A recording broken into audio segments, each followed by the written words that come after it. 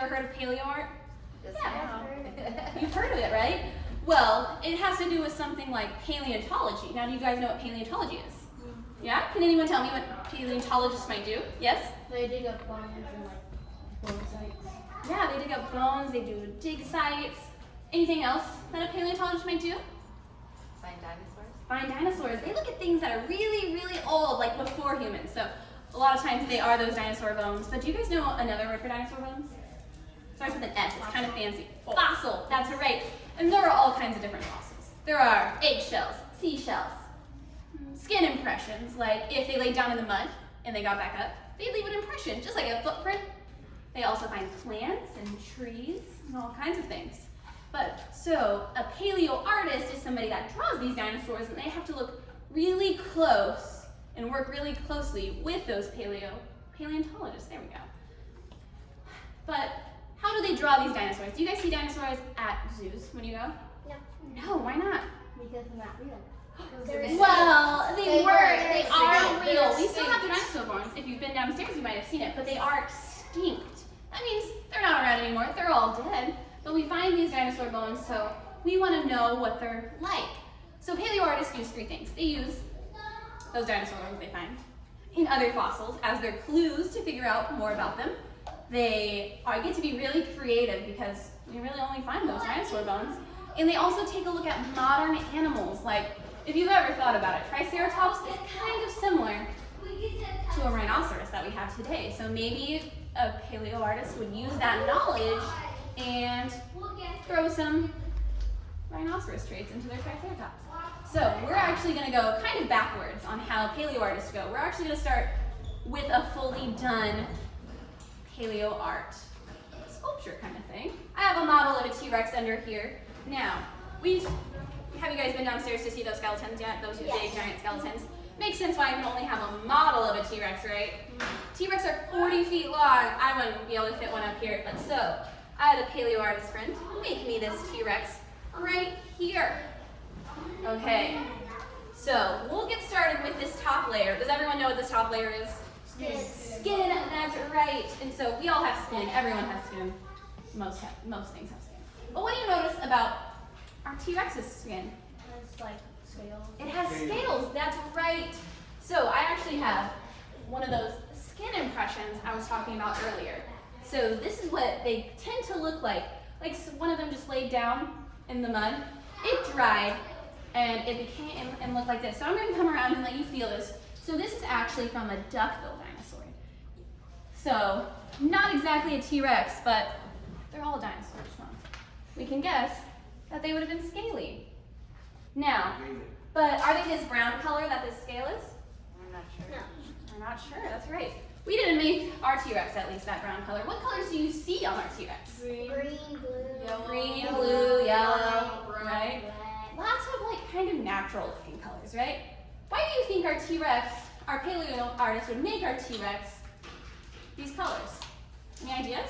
That's so they could blend in. It's So like they could blend in. Does anyone know a fancy word for blending in? Yes? camouflage. Camouflage, that's exactly right. You guys are all on it today. So we wanted to make our T-Rex camouflage because they're out and about. They are hunters, we believe. So would that make it easier for them to kind of sneak up on their food? Yes. But also if the prey can blend in with the green, they can hide. Yeah, if the prey might also have been camouflage.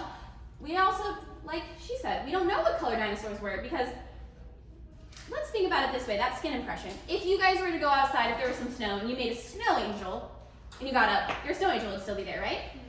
But let's say you were long gone and I came by and saw it. Could I tell what color your coat was when you made that snow angel? No. So that's why our paleo artists kind of took some liberties, made our dinosaur camouflage. But who knows? They could have been pink, purple, blue, orange, rainbow, polka dots. We don't know. Now, who knows? Maybe they don't even see colors like we see colors. We don't know. Like the fancy glare. Maybe. And then there's one last thing up here. Feathers. Feathers, that's right. So these are a special kind of feathers called proto-feathers. A lot of times when they're together like this, they look like fur or hair. And it's only within the last 15 to 20 years that we've even found evidence of these feathers on dinosaurs. they found them very closely to a T-Rex, actually.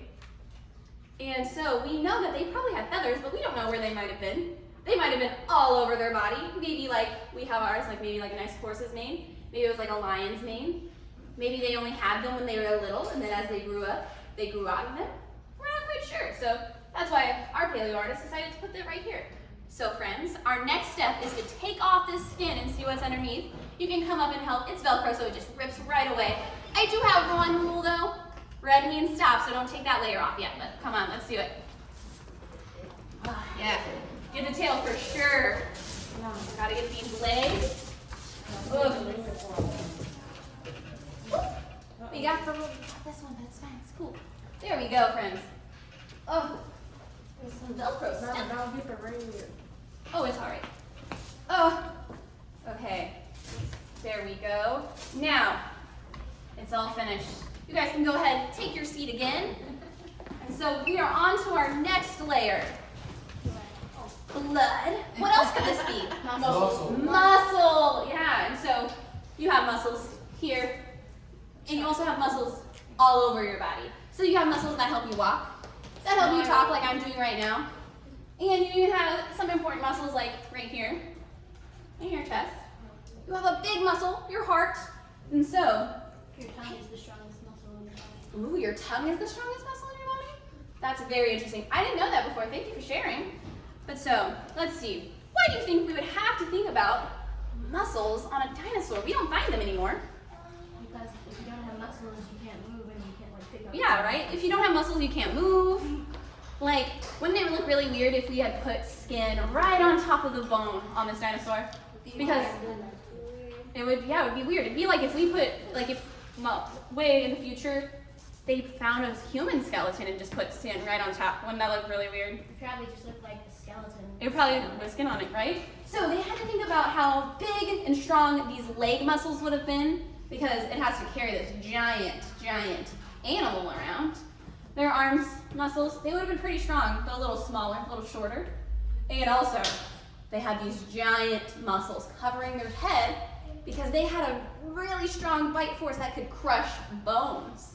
So, it's pretty important to think about these muscles because just because we don't find them anymore doesn't mean they didn't have them. They probably also have like fatty tissue. We have fatty tissue all over our bodies too, even if we're nice and strong. Not really.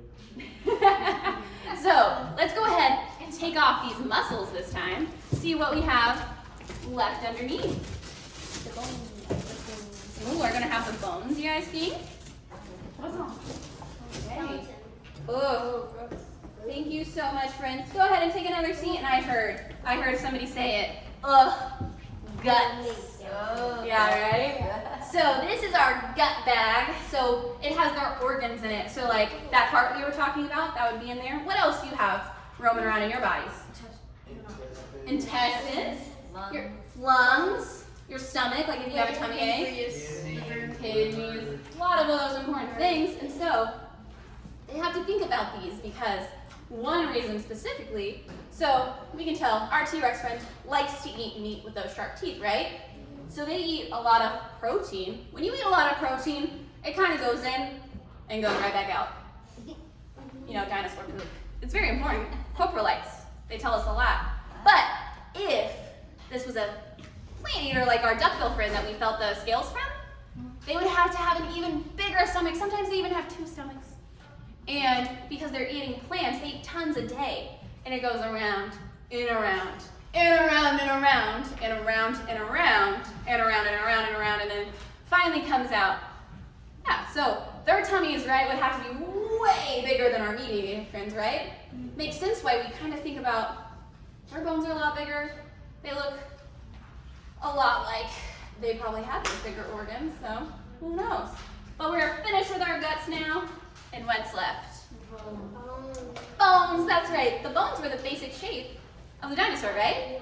And so from here, they had to think about those modern animals and see what details they could find from them.